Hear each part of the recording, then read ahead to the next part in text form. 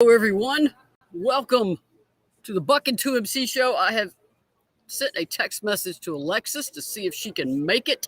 I know she couldn't do Collective Unfiltered this evening because she had to help out at the restaurant at Tap 40 Grill. So I do not know if she will join us, but I will hang out with you guys for about 30 minutes and we can discuss this game and go over everything. I'll give everybody some time to get in here. Get my box score out. Credence is here. He got to meet Horston and got her autograph. That is awesome, awesome, awesome. Let me find all my different assorted glasses and change out here. Got to do my work glasses now. Boy, Lady Vol fans are, there's some troopers, Lady Vol fans. This team is, y'all don't need a medic during these games. This team keeps this up. That was a fun game to watch. I imagine some Lady Vol fans were about to have a little bit of a coronary issue there at this point. So, it looks like people are rolling in. Joan's here. Nancy's here. Nick is here. Deb is here. Karen's here. Trish is here. Rachel's here. Kathy's here. Y'all are some loyal fans. I will always give y'all that. You hang in there. I assume everybody's breathing pretty well. That was a heck of a game. KC is here. KC Burleson, Leslie Proud. What a game. Boy, there's a thin line between being really happy after a game and being really upset, isn't there? That was a heck of a comeback. In case we got some stats, obviously got a chance to talk to USF coach Fernandez, Coach Kelly, of course, players Tamari, Jordan Horston, who I assume was player of the game, and Kean Green. So a lot of experience there in that post game. That's always good because the upperclassmen know how to talk the game. They've played a ton of them.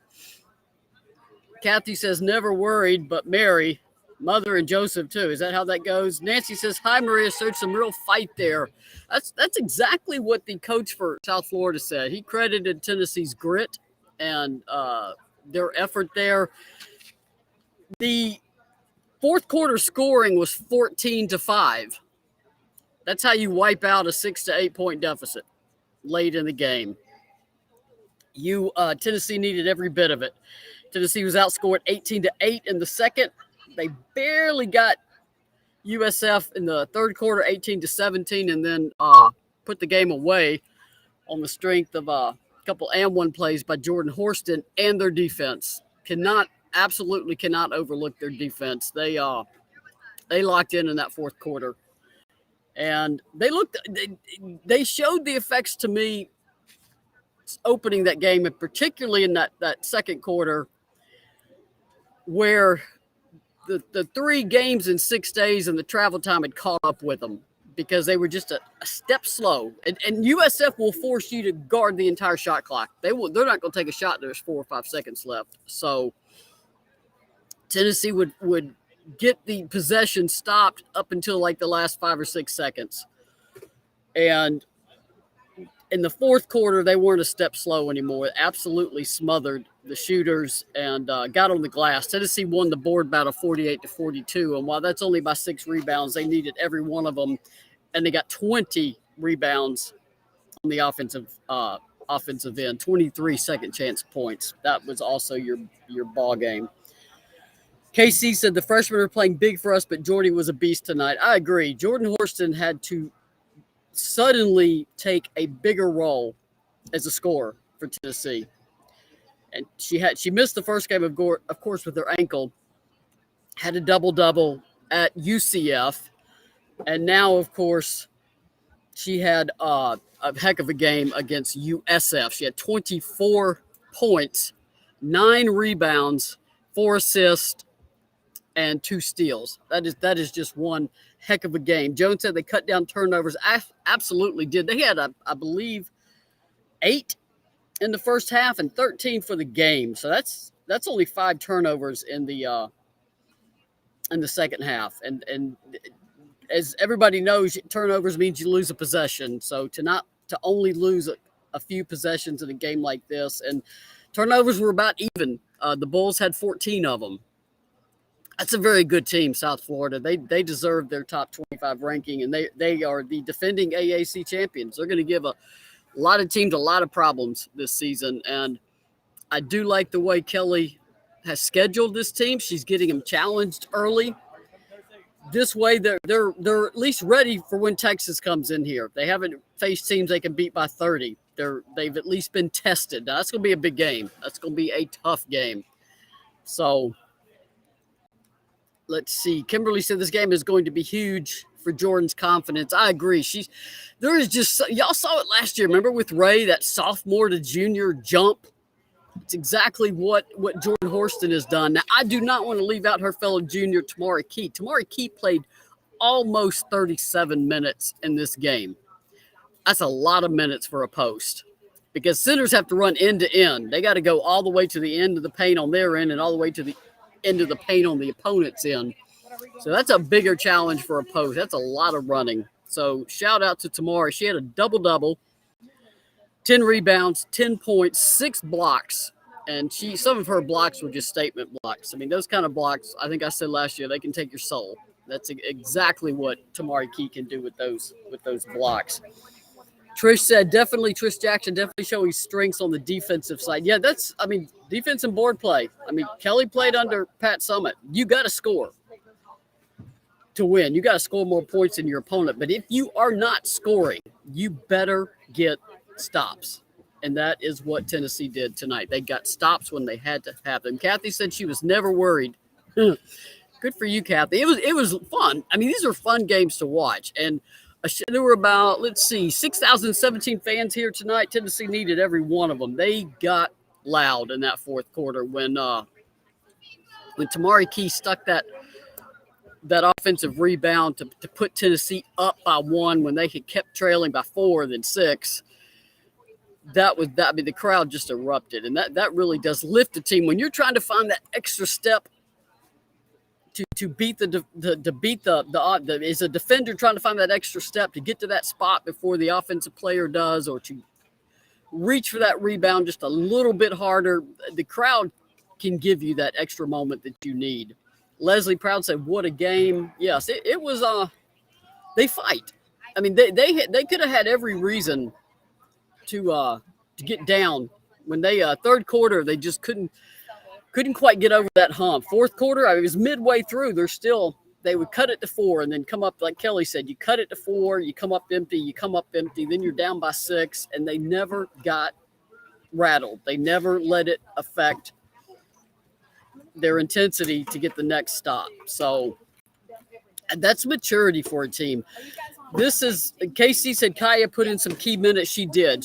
Kaya is aggressive player out there. She had 4 rebounds. She is an aggressive player on the glass. All of these freshmen, when they come in, they go at it. Their box scores may not pop out at you, but they go hard when they are on the floor. They put pressure on the other team, whether it's on defense, on the glass.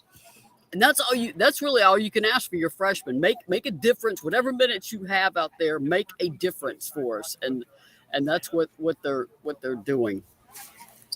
So it was definitely a team win. The coach of USF said that essentially Jordan Horston put the team on her back, and her 2 teammates, Kean Green and Tamari Key, agreed with that assessment. But Jordan credited her teammates. She said we all got this win. So I really can't emphasize enough.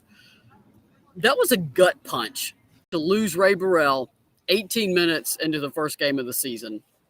That was a gut punch to this team. She's a key player. She's their senior leading scorer. She's somebody that the defense puts so much focus on. Ray attracts so much attention from the defense that it's going to allow better shots for Jordan Horston or Jordan Walker.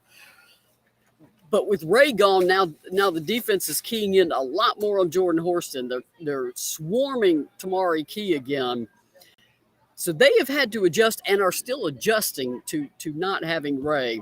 And Ray was here tonight, of course. He was on her crutches, and a really nice moment before the game began. when the starting lineups go to be announced, the team goes back here to this tunnel behind me, and Marta and Ray, of course, walk down the court to the bench.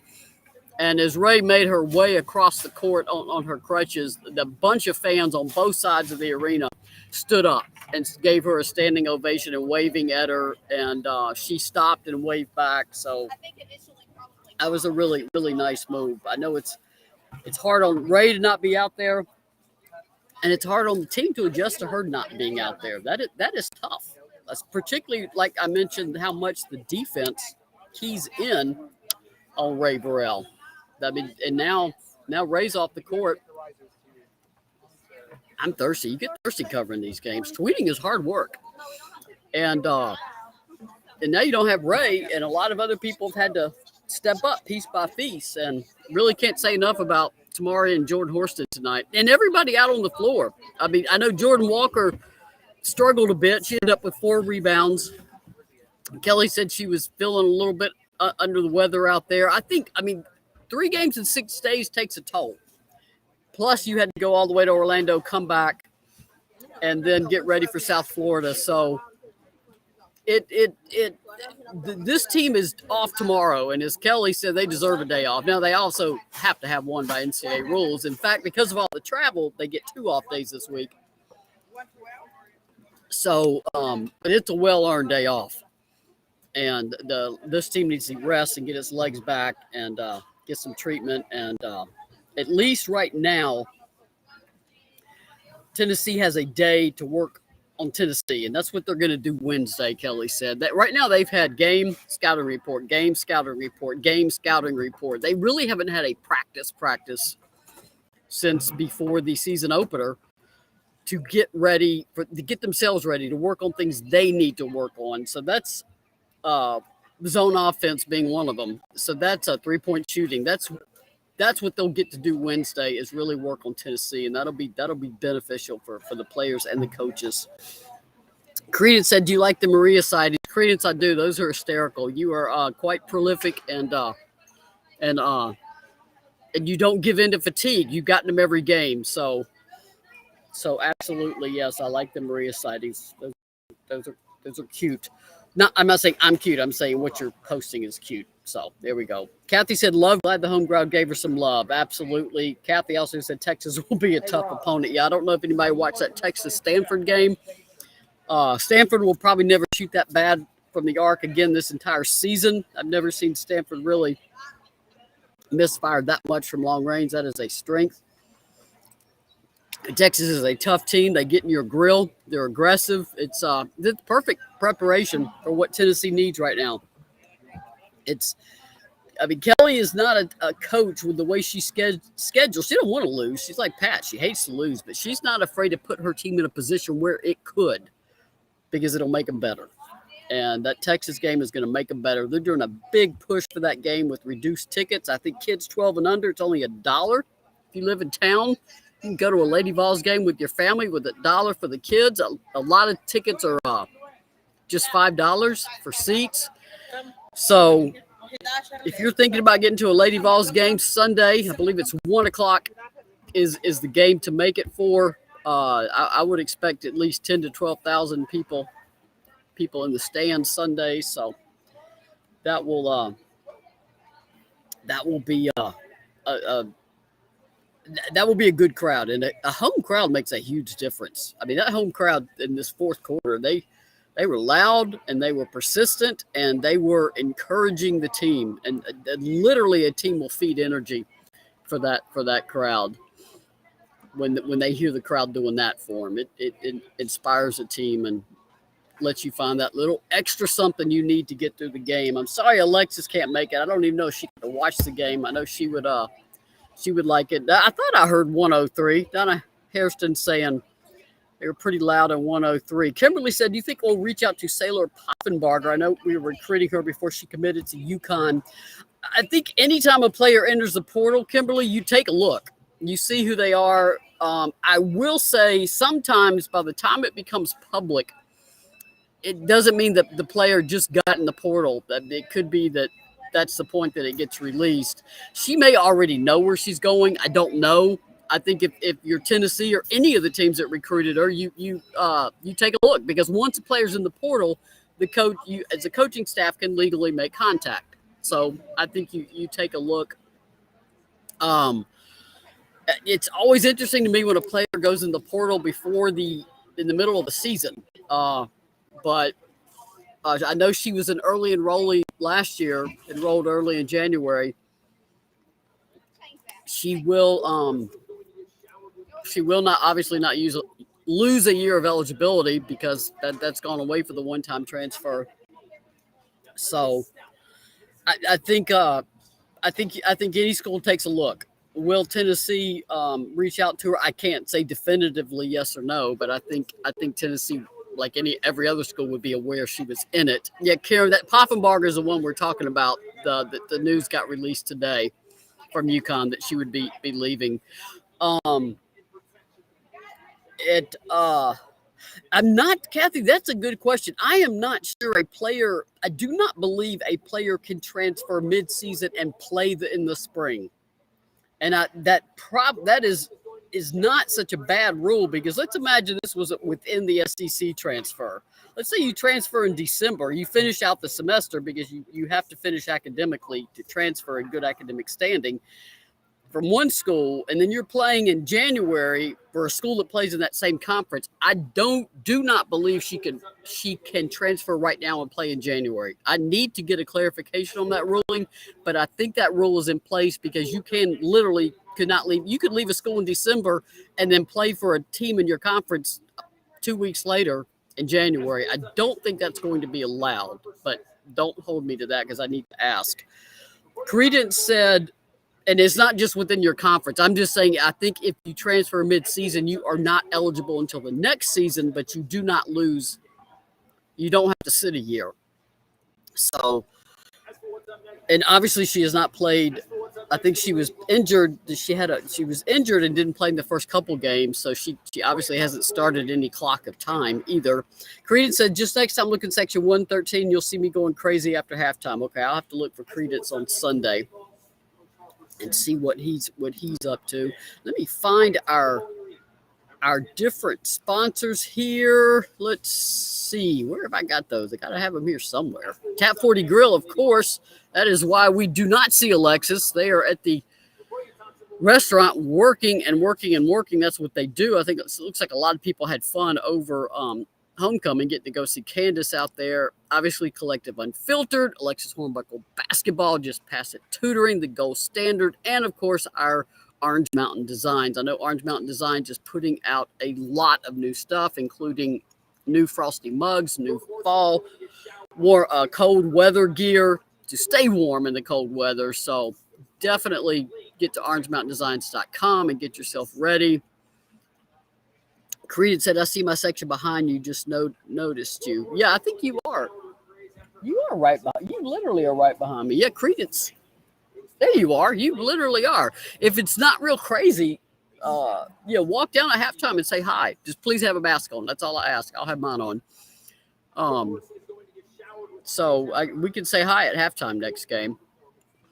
But it's a good win. It's a ranked team. USF is a very good team. Tennessee held them to 49 points. And this is a team that can score and hit threes. If you look at the box score of this game, you go, okay, Tennessee's 0 of 13 from the arc, 4 of 10 from the line. How did they win this game? Well, they did it with defense and rebounding. And while USF was 6 of 9 from the arc in the first half, Kelly was not happy at all, and the player said she was not happy at all, and let them know that at halftime.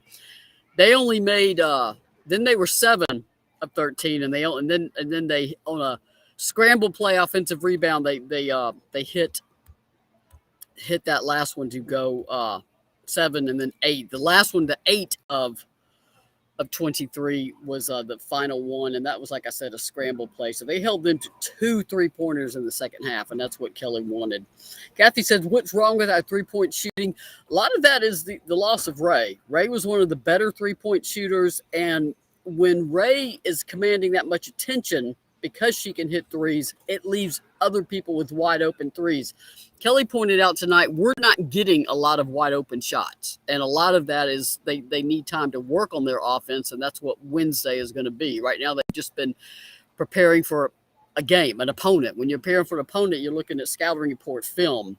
You're not having a whole lot of chance to run your own stuff. So Jordan can hit threes. Both Jordans can hit threes, just not hitting them right now. I think that's a quirky stat. It's one that can change. So we'll wait and see. I think it'll get better. I think it'll get better as the offense gets better, gets more in flow, because that will give them more open opportunities. If you move the ball a lot and cut without the ball and get to open spots, I mean, you notice UCF, I mean, they hit some with Tennessee in their face. Some they just got wide open. Trish said, is Ray out for the season, or is there a chance she can return? Right now, the official status on Ray is out indefinitely. Now, you could say, well, they haven't said she's out for the season, so that would open the door that there could be a chance. But right now, we just don't know. I do not get the impression this is a short-term situation. Now, how much of a long-term situation it is, I don't know. As in, I mean, she's not going to suddenly be playing Sunday. It's not a situation like that. So I don't know. I do like that they're saying indefinite, because that maybe that leaves a door open, but it's just too bad for Ray. I feel so bad for Ray, particularly with the going to her hometown next week for Thanksgiving. That was supposed to be her big homecoming game, so I feel awful for that young lady. I really do. Rebecca said, yeah, Kelly did her interview with ESPN going to the locker room at the end of the first half in a sing-song voice. We knew the team was going to get it. Yeah, she looked like she had steam coming off the top of her head when that first half ended. I mean, USF was trying to put that game away in that by halftime, and Tennessee had players in foul trouble on the bench. I mean, you're just trying, like Kelly said, we were just trying to get to the end, get to halftime, and get to the locker room and regroup. But Kelly took an issue sometimes with some of the foul calls. She during one timeout, she went out on the court and was just toe to toe with one of them. Kelly will. I don't know if TV always picks up on it, but Kelly will get after those officials. Credence said, I was thinking about coming down there, but you look pretty busy. I am insanely busy during the game. I'm tweeting, I'm taking notes, I'm writing a early take game story that needs to go up on the 247 sports site, the GoVols247.com, immediately after the game ends, trying to answer my tweet messages. Halftime, I take a break. Usually I go get some more water or get rid of or recycle the bottle I had. So Credence, come pop down at halftime on Sunday. That allows me a chance to take a break.